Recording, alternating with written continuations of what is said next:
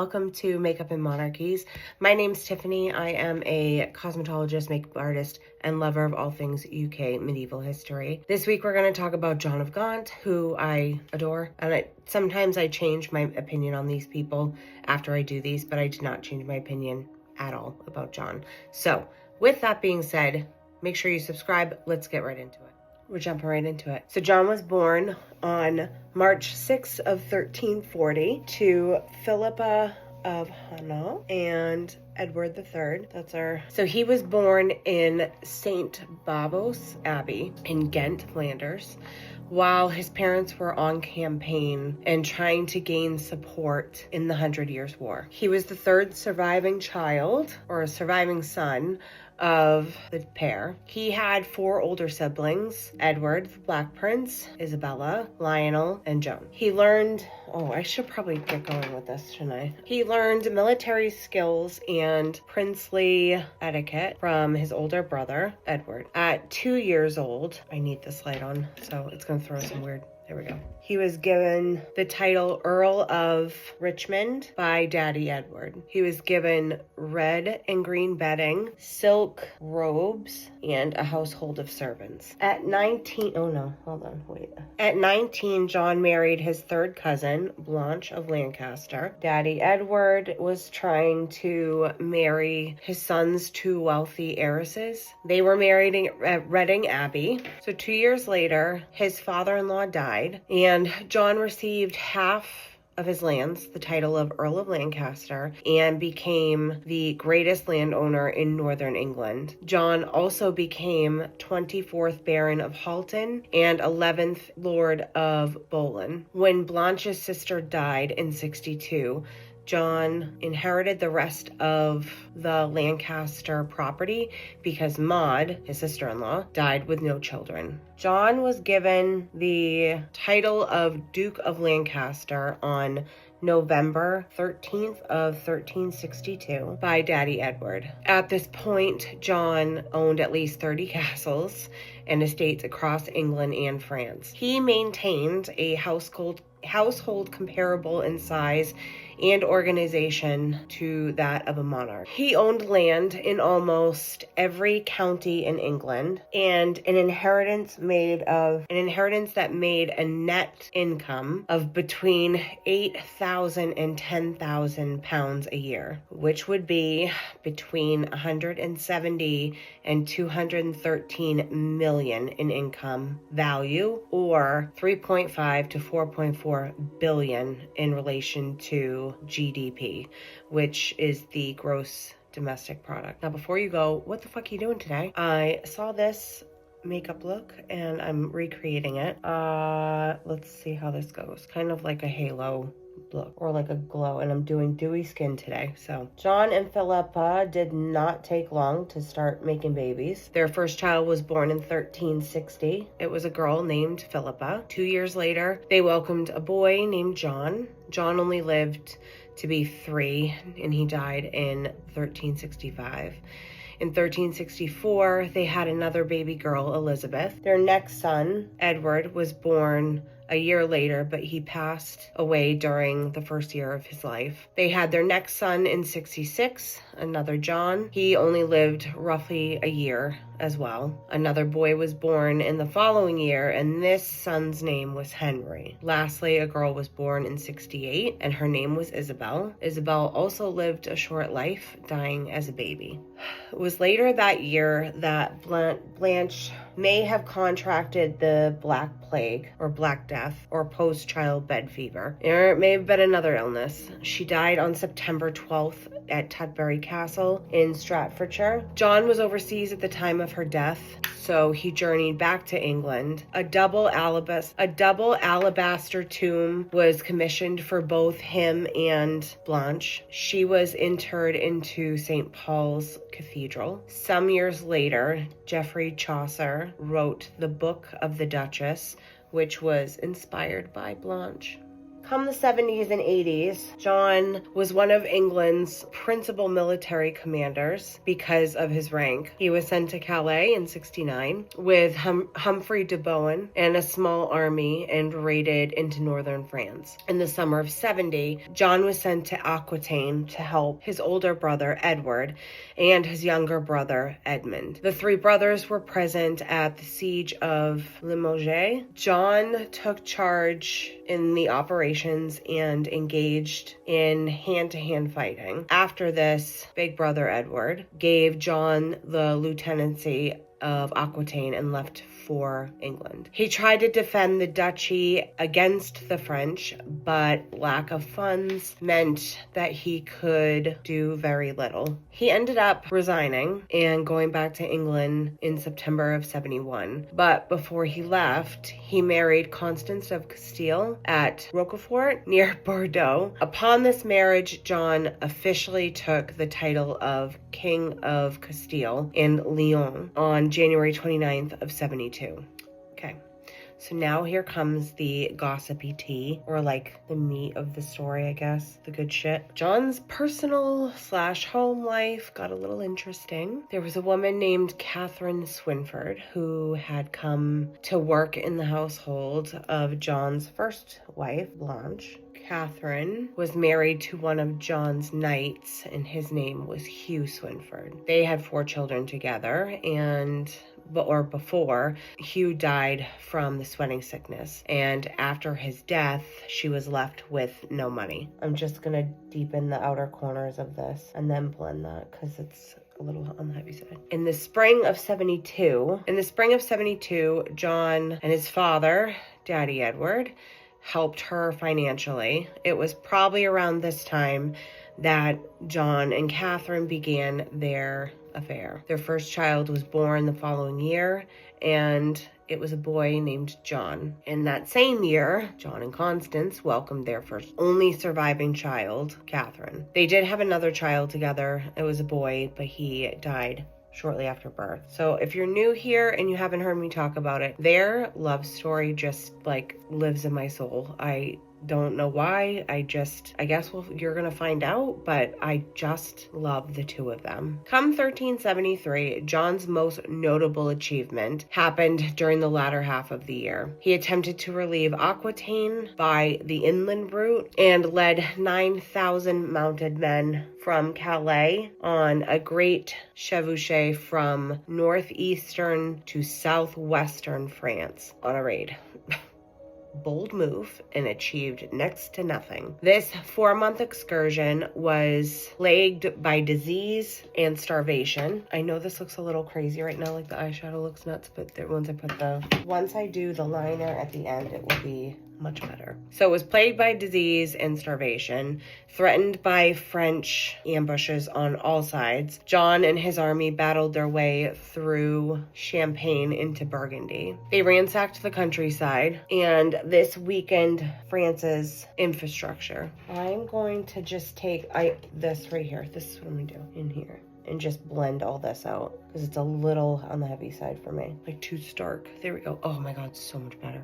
They finally reached Burgundy on Christmas Eve of 1373, weakened tremendously with the loss of at least a third of their force. Many died from the bubonic plague, and with no money left to pay these men, John found a lot of his soldiers left him, and so in April of 74, he abandoned the cause and went home to England. Once he got back to England, he took on a more decisive and persistent road in the country's foreign policy. Until 1377, he was basically the head of the English government because Daddy Edward and his older brother Edward were sick and unable to govern. Since he had a huge number of estates, he was the richest man in England. So because of that and the extravagant showiness of his wealth, in combination with his failed peace process in Bruges, he was the target of social resentment. His time as head of government was marked by the Good Parliament in 76 and Bad Parliament in 77. Brother Edward died in 76, and Daddy Edward's last parliament closed on July 10th of 76, leaving John with all the reins of power. He had his dad grant pardons to all the officials that were impeached by Parliament, including Daddy's mistress, Alice Perers. She was reinstated at the center of the king's household in 1377. The following year, John had a counter coup in Parliament. The Lords stopped their support of the Commons, and John could have most of the acts of 76 annulled. He succeeded in forcing the Commons to agree of the imposition of the first poll tax ever in England. This was a regressive measure that was hardest on the poorest members of society. This caused a rebellion, and John's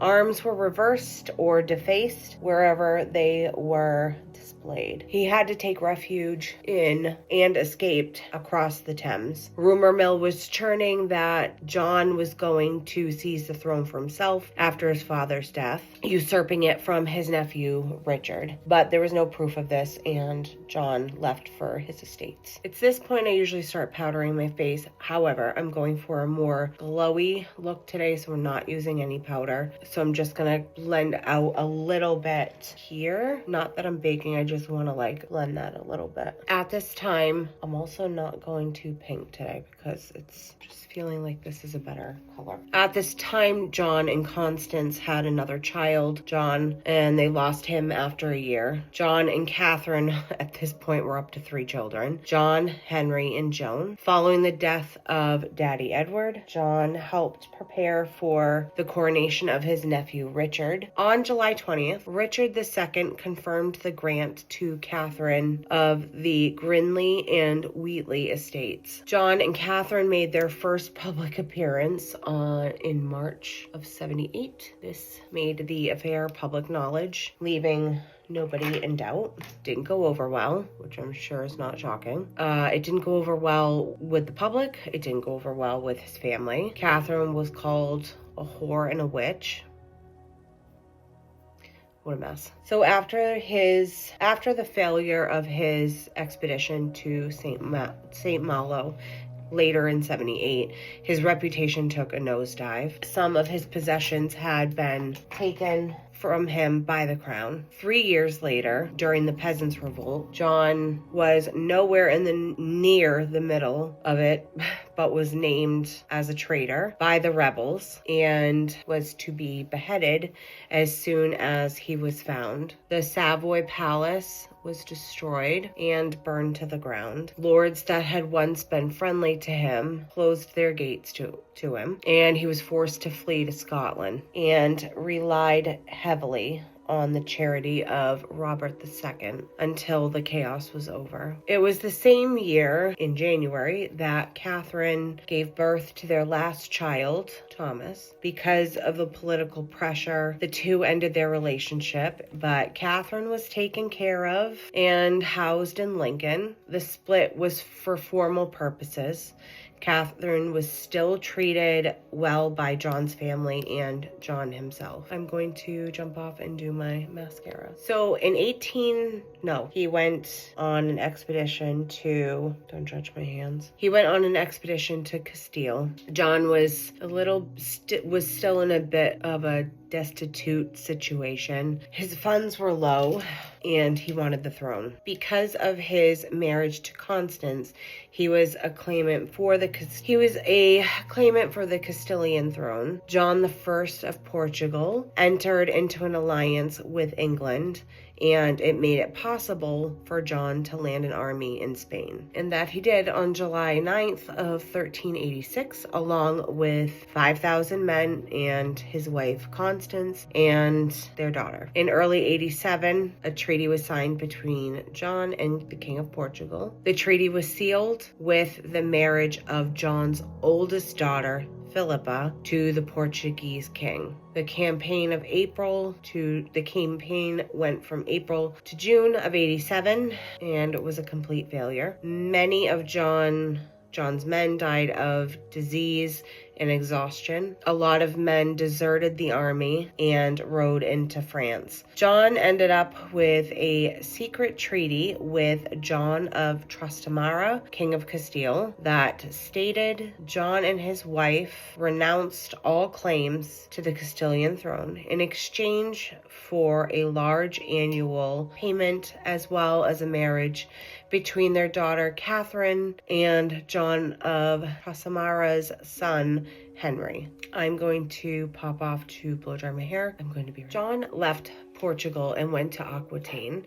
He stayed there until he went back to England in November of 89. So he missed all the drama that was going on with his nephew Richard II and the Lord Appellants, which was led by John's youngest brother, Thomas of Woodstock. In March of 90, Richard II invested John with the Duchy of Aquitaine. He didn't return there right away. He stayed in England and ruled as an absentee duke. In turn, he was resented by the Gascons because Aquitaine had been traditionally held by the king or the King of England or the heir. So supposedly in 1391, John and Catherine heated up again. It's possible this began again because Constance went to live separately from him, but Catherine still didn't live with him permanently. She stayed in Lincoln renting a house. So with the liner, side note, I'm just like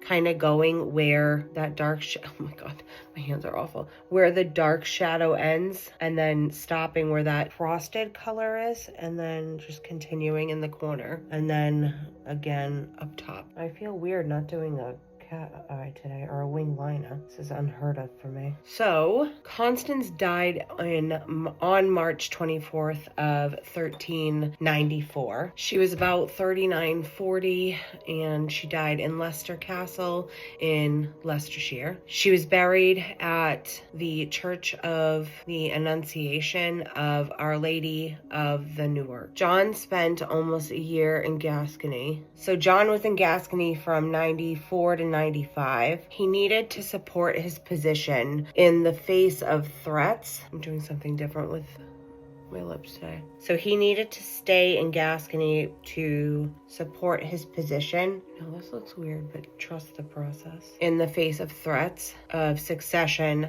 by the Gascon nobles. John was one of England's principal, so there's a reason I'm doing just the outside. I know this looks crazy. You'll see in a minute. And I'm gonna try and finish this. So John was one of England's principal negotiators in the diplomatic exchanges with France. This led to the Truce of Lingam in 96. That's probably wrong and not how you pronounce it. My apologies. At first, he agreed to join the French-led crusade that ended in the Battle of Nicopolis, which was a shit show. He withdrew because his health wasn't great and the political problems in Gascony and England.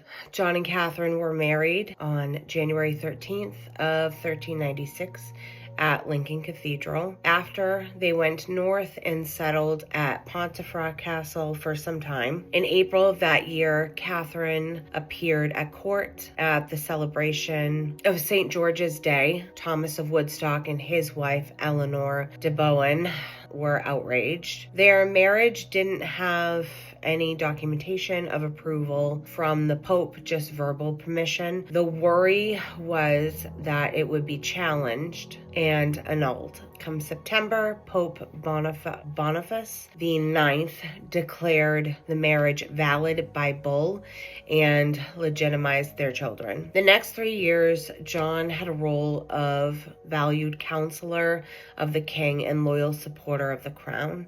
It seems as though he didn't protest when his younger brother, Thomas, was killed at Richard's order. That is so fucked up. This may have been because he felt like he needed to be loyal to protect his son, Henry Bolingbroke, from Richard's wrath. However, Henry was still exiled by Richard in 98. John died of natural causes on February 3rd of 1399 at Leicester Castle with Catherine right by his side. He was buried by his first wife, Blanche, in the choir of St. Paul's Cathedral. The two alabaster effigies had their right hands joined. During the Reformation, when other stonework was taken down, their tomb was spared by a command of the council, but it was stripped plain. Between the years of 1649 and 1660, during the interregnum, it was heavily damaged and probably destroyed. If anything had survived,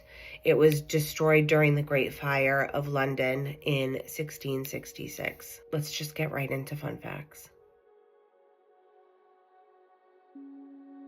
So John was not referred to as Gaunt in his lifetime. When he became older, and not popular with the people, a rumor spread that he was actually the son of a Ghent butcher. This pissed him off, obviously. It could have stemmed from his father not being present at his birth, which I find odd that he would have been, because they weren't usually allowed in at the time. A wall memorial in the crypt of the current St. Paul's lists John as an important lost document. After John's death, his son Henry was disinherited completely, and John's estates were seized by the crown. So that's all I have for this episode. If you enjoyed it, please give it a thumbs up. If you haven't subscribed yet, please subscribe. If you currently on this day, like it's the 19th of January, TikTok is down. Hopefully by the time this comes back up or posts, it's back up. But if you're on Instagram, please head on over there and follow me there. That is it for John. I know last week I said I didn't know if I'd get this into one episode. So next week we're going to talk about the younger children of, I think we're going to do the boys first, which would be Edmund and Thomas. So with all that being said, if you enjoy this content and you would like to help support me, you could head on over to buymeacoffee.com/makeup and monarchies and donate to my Starbucks edition. That's it for this one. I hope you enjoyed. I will be back next week talking about the youngest boys of Edward III. Have a good one. Thanks, guys. Bye.